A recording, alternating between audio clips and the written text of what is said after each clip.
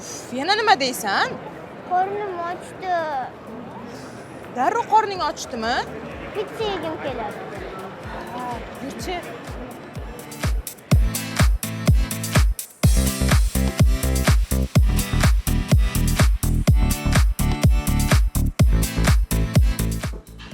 Iya, kuzatuvchilar bilan salomlashish esimizdan chiqdi-ku. Assalomu alaykum. Bizni uzoq yaqindan Mening ismim Diyora. Bugun sizlar bilan birga Toshkentning eng mashhur pitsalaridan biri Apex Pizzaga sayohat qilamiz. Eng mazali pizzalarni yeb, uni tayyorlanish jarayoni bilan yaqindan tanishib olamiz. Bu ko'rsatuv siznikimi yo menikimi, Diyoraxon? Bugundan boshlab ikkalamizniki. Avval taom, badast kalom deganlaridek, avval tillarda doston bo'ladigan Apex Pizzaning ta'mini tatib ko'raylik. Men hozir singlim bilanman 10 minutdan keyin borsam bo'ladimi? Xo'p, bo'ldi. 10 minutga ovqatlanib bo'lgandan keyin darrov boraman o'sha yerga. Bo'ldi? Xo'p.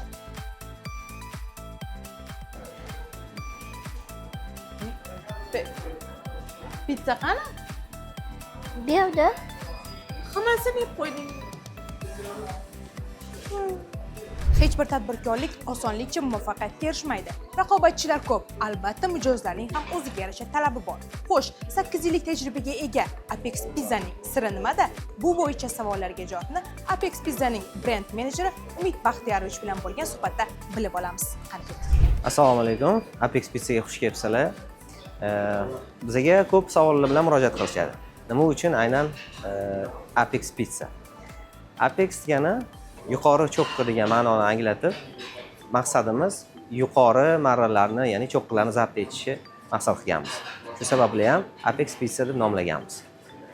Brendimiz 2018-yilda asos solindi ushbu brendga.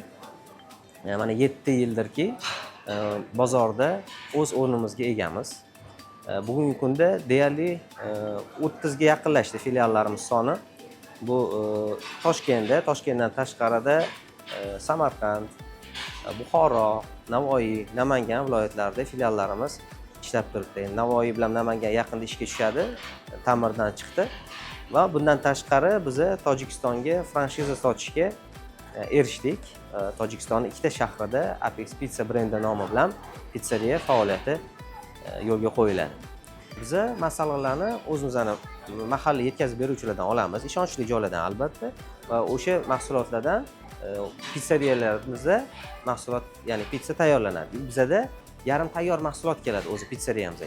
Yarim tayyor mahsulotdan oshpazlar bu yerda pizzani o'sha xamirini yoyib, masallig'ini terib pechkaga qo'yishadi, shu tariqa pishirishadi.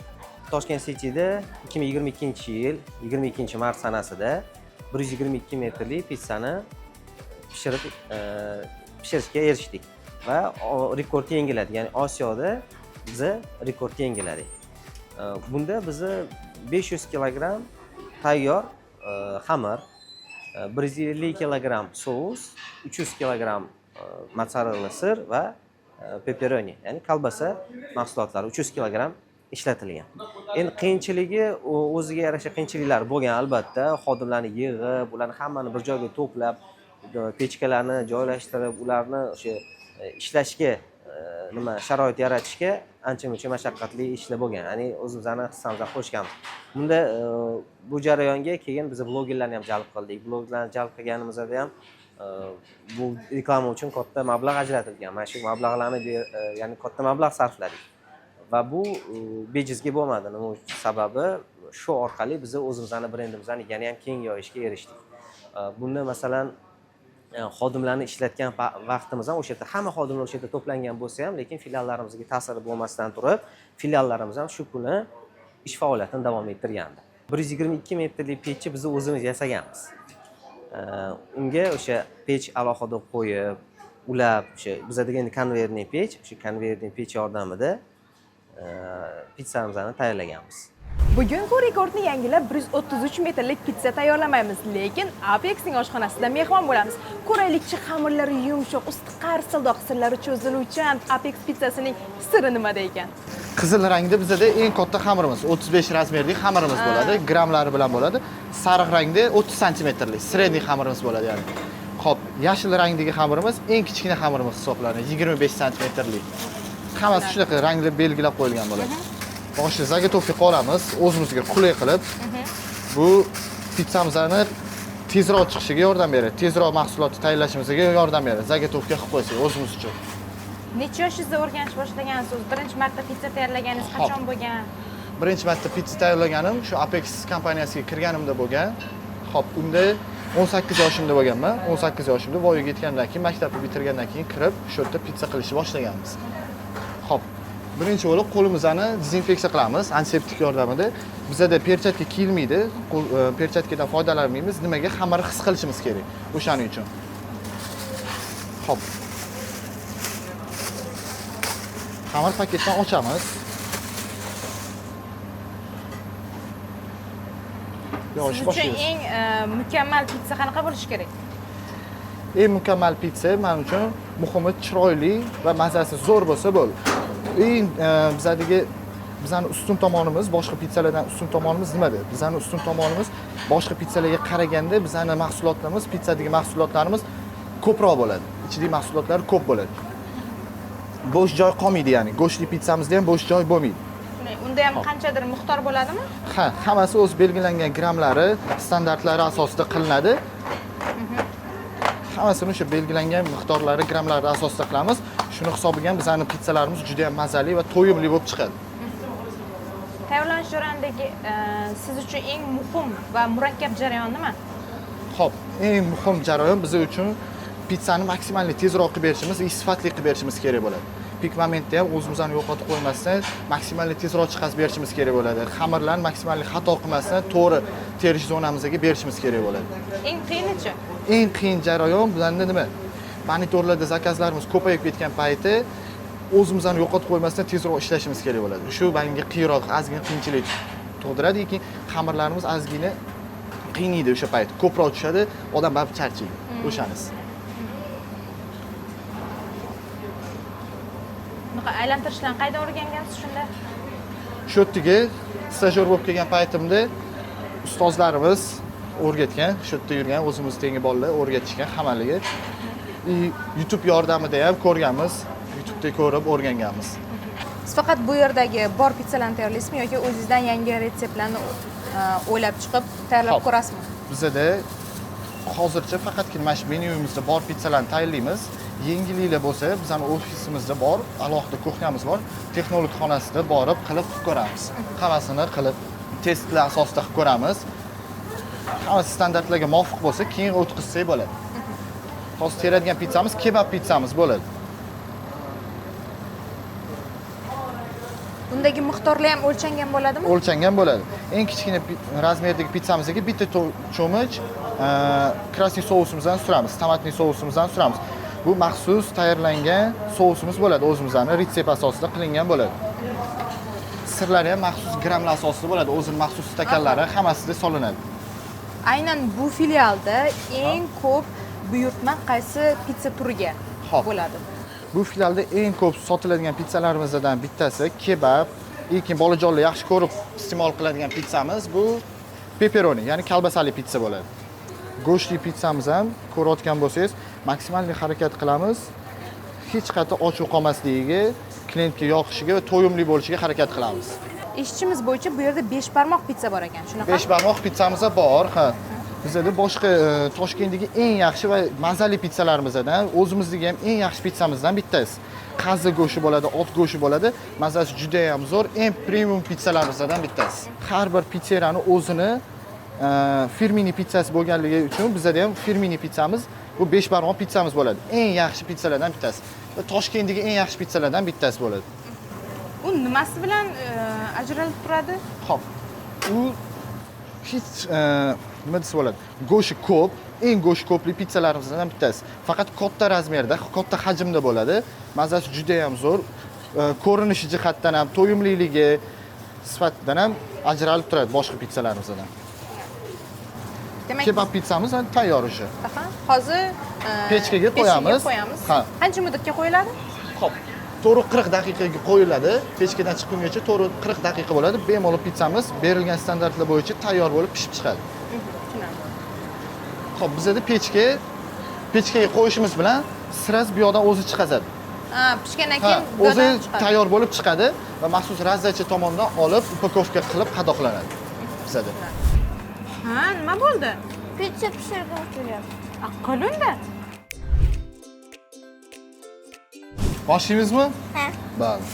Xo'p, birinchi qo'limizni antiseptik qilib olamiz, xo'p? Ha, malades. Xo'p. Bizning filiallarimizda maxsus sizlar uchun, bolajonlar uchun master klassda tashkil etilgan bolajonlar mazza qilib o'ziga xohlagandek kolbasali pepperoni pizzamizni qilsa bo'ladi. Keling, boshlaymiz. Xamirni oldik, xamir ustiga yaxshilab un sepib olamiz. Seping. Yaxshilab xamirni ulab olgandan so'ng, hop. Hop, endi buni bosib chiqamiz.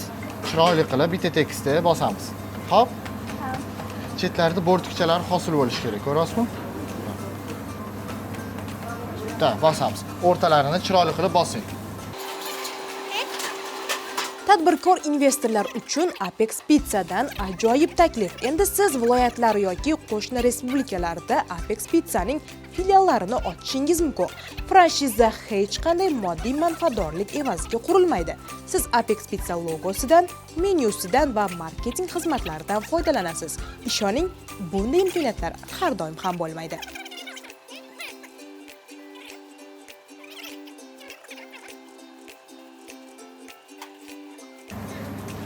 Qarang, xamirni olasiz, siz ham bundoq qilib otasiz, xo'p? Bu qo'lingizga bundoq qilib otasiz. Xo'p? Davay. Mana qarang. 1, ikkita qo'lingizni tiqib oling bu yoqqa. Qarang. 1, 2, va 2, 3. Davay, otamiz tepaga. Ha? Davay. O'xshaydi, davay. Yana bitta. Ha? Mana 1, 2, 3, davay. O, ana, keling endi bu yoqqa qo'yamiz. Endi pizzaga nima suramiz? Sous suramiz. Hey.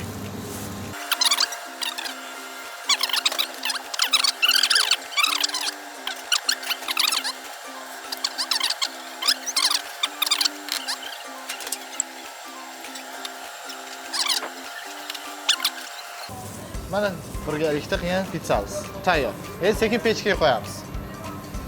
Bu yoqqa ehtiyot bo'lib qo'yamiz. Bo'l. Bu yoqdan chiqishini kutib tursak bo'ldi. Men birinchi marta pitsa ko'rdim. Qiyinroq ekan o'ylaganimdan, lekin umidaman yaxshi chiqadi.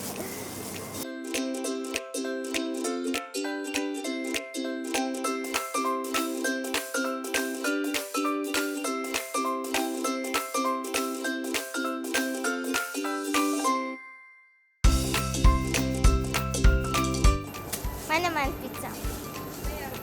Tayyor bo'ldi. Endi yeymiz.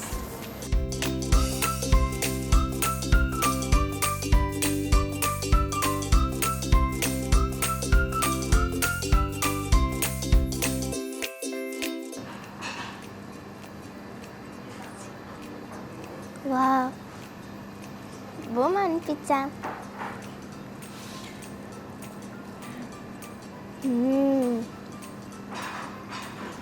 Zo'r ekan.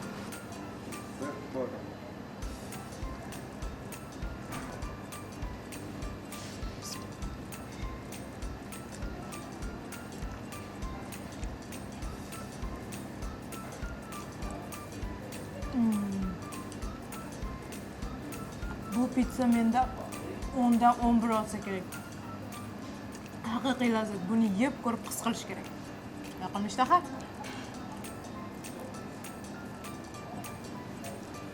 Meni pishirgan pizzam ham yomon emas. Faqat ko'rinishi o'xshamay qoldi. Lekin mazzasi zo'r. Qani undan ham bitta tatib ko'raylikchi. Oling.